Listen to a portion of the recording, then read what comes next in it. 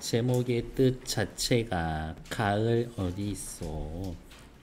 가을밤 빛 속에서 라고 하면서 가을밤이라고 하면서 시간적 배경을 드러내고 최치원 선생이 쓴 거는 대부분 이러한 얘기지. 뭐 자신의 이상을 마음껏 펼치지 못하는 현실, 무엇 때문에? 자신의 출신, 신분 때문에. 그렇죠. 지식인의 고뇌를 담고 있습니다. 밑에 풀어읽기 객수라는 건 나그네의 근심, 이런저런 생각이 있겠지. 가을바람이 불어오는 가을의 한밤이다. 공간, 시간적 배경. 만리 타양에서 공간적 배경. 지음도 없고 지음 옆으로 와서 자신의 마음을 알아주는 친한 벗이라고 하면 되겠지. 자신의 마음을 알아주는 사람도 없고 세상 어디로부터도 이해받지 못하고 있어. 이리저리 방황만 일삼는다. 빗발까지 지척이니 거기에다 비까지 내려오니 어떻겠어요? 자신의 정서를 심화시키는 소재가 되겠지. 긴긴 가을밤의 향수, 고향에 대한 그리움만 늘어갈 뿐이다. 외로운 마음을 시로 읊으려 하지만 애꿎은 등잔불에 신지만 돋으며 등잔불에 신지를 돋는다라는 것 자체가 밤. 몸살 같은 작시, 시를 쓰는 고통만 따를 뿐이다. 그러나 더 고통스러운 건 세상이 나를 알아주지 않는다라는 것이다. 밑으로 또 잠깐 내려올까요? 작품의 감잡기. 시작 동기, 외로움을 달래기 위해서 시를 썼다. 시적 화자의 상황, 자신을 알아주는 사람이 없다. 감정의 심화, 심화된 고독과 심회, 마음, 심경토로, 고독과 비의 번민, 내 마음은 만리를 향해서 달려가고 있구나 정도. 말리나 떨어진 타국에서 고향 신라를 그리워하는 심정을 그렸다라고도 평하나 당나라 이야기하는 거예요. 자신이 간직했던 큰 포부를 펼치지 못하는 현실에서 괴롭고 외로운 심정을 나타낸 것으로 보기도 한다. 그래서 최치원은 당나라에 있을 때 신라에 있을 때 둘 다로 해석이 가능하다. 당나라에서 썼다면 고향 가고 싶다.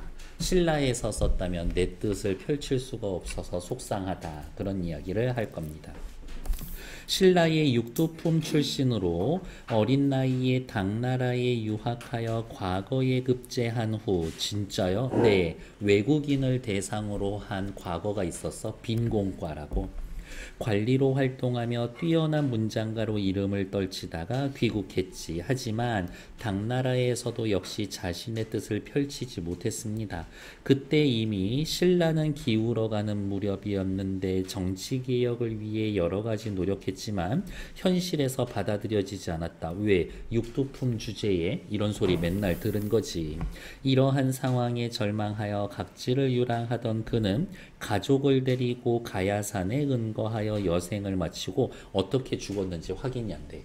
그래서 신선이 되었다. 뭐 그런 얘기가 있다. 탁월한 능력을 가졌지만 어지러운 세상에 제대로 뜻을 펼치지 못하고 좌절했고 그러한 지식인의 고뇌를 읊은 것입니다. 혼란한 전국에서 몸과 마음을 의지할 곳을 찾지 못해 가야산에 은거한 작가의 심정이 작품 속에 나타난 건 지극히 자연스럽다. 옆에 통일신라 말기 당나라에서 쓰여졌거나 혹은 신라에 돌아와서 쓴 시일 것이다. 비 내리는 가을날 자신의 마음속에 품고 있는 생각, 회포, 뜻을 펼치지 못하는 지식인의 고뇌, 고국에 대한 그리움, 객관적 상관물을 통해 감정을 형상화하고 있습니다. 객관적 상관물에 뭐가 있냐? 가을바람, 추풍, 내리는 비, 그 다음에 등불, 요런 애들이 있더라 라고 확인. 대꾸의 구조로 이루어져 있습니다 라는 것 확인.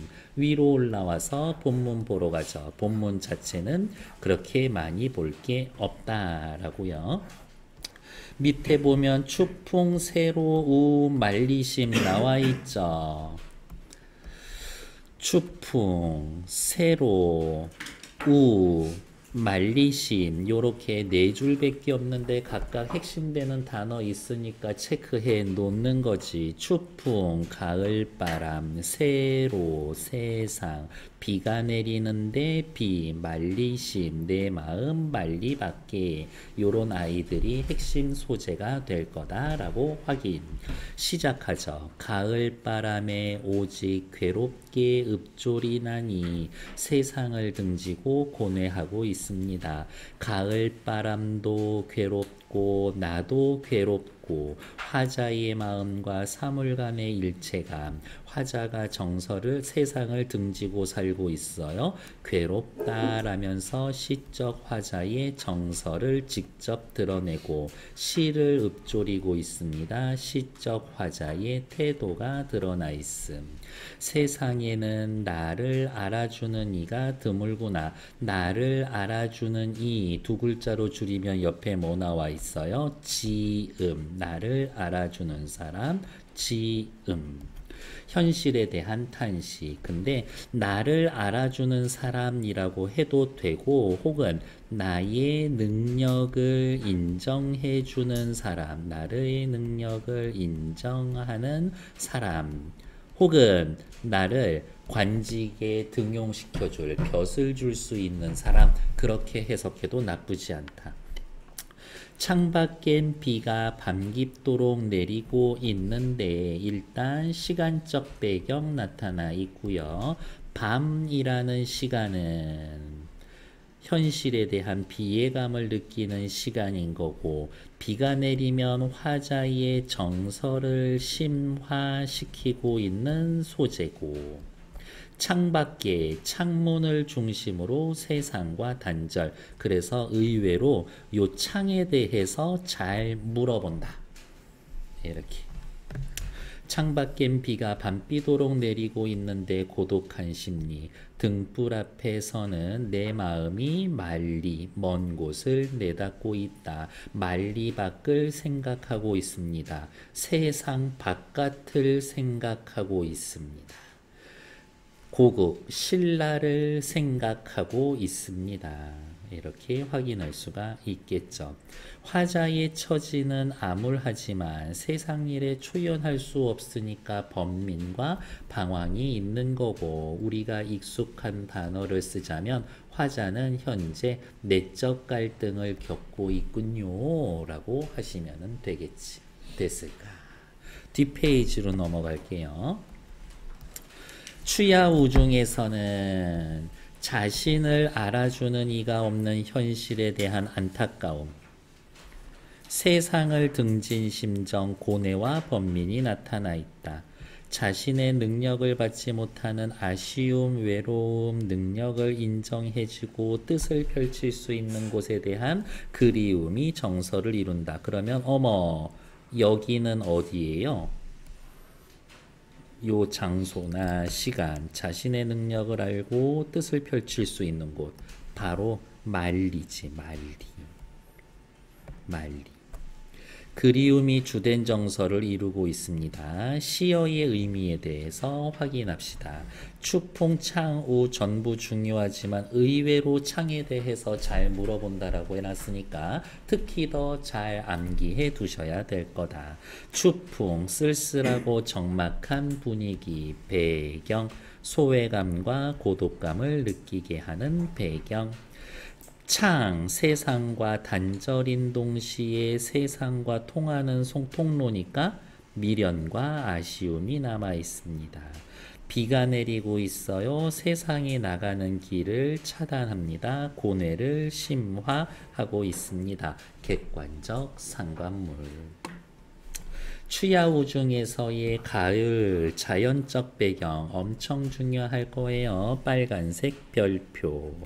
가을이라는 계절적 배경이 있고요. 바람이 불어오고요. 밤이라는 배경에 비라는 객관적 상관물, 정서를 심화시킵니다. 추야우 중에서의 자연적 배경은 고뇌를 심화하고 세상 나아가는 길이 차단되어 있습니다. 특히 누구 때문에? 비 때문에 라고 확인하시면 되겠다.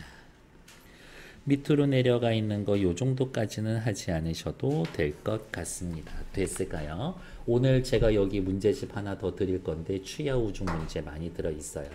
그래봐야 한 30문제 내외로 되어 있지만 걔네들 좀 확인해 주시면 될 것 같다. 잠시 정지.